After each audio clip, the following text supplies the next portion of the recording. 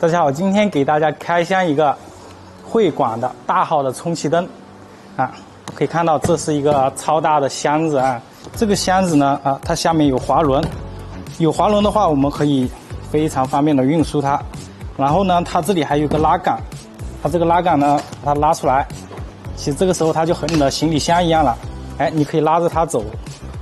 如果你觉得太短了，它还可以再拉长一些，哎，非常的方便，非常的精致啊！这个扣的轻轻一按，它就会松开。一打开呢，这就是一个灯头了，然后里面还有一本说明书。这是一个固定的挂板，可以看到这个就是绑带用的穿孔，用来固定它的。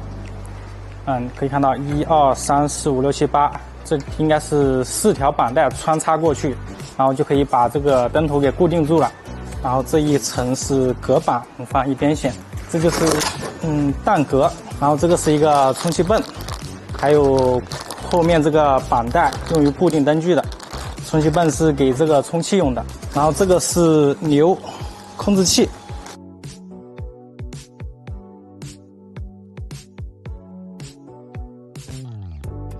以及2根线，一根是电源线，灯头的连接线。里面就这些东西，我们来详细看一下这个灯头先。哇，这个灯头好大呀！收纳的话，折2下就可以了，非常的简单。然后这里呢有一个充气泵，这个气泵呢它是内置电池，我们只要把这边打开，把盖子一拧，长按一下，好，它开始充气了。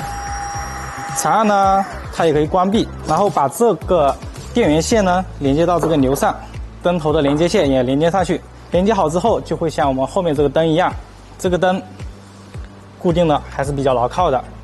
虽然说后面只有一个挂板，然后加上4根绑带把它绑住。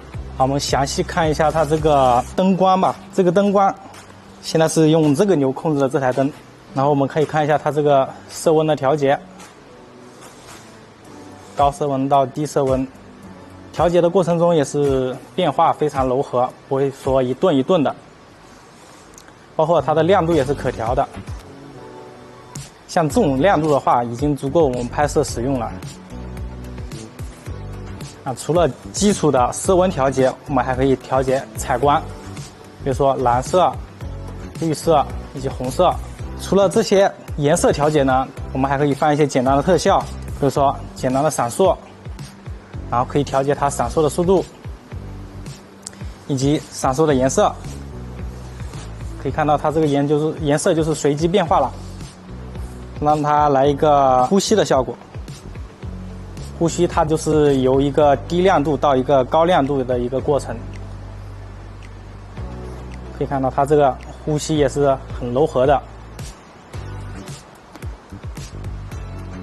呼吸的颜色可以调节，我们现在还是用默认的白色比较常用一些。好，今天的开箱视频就到这里，谢谢大家。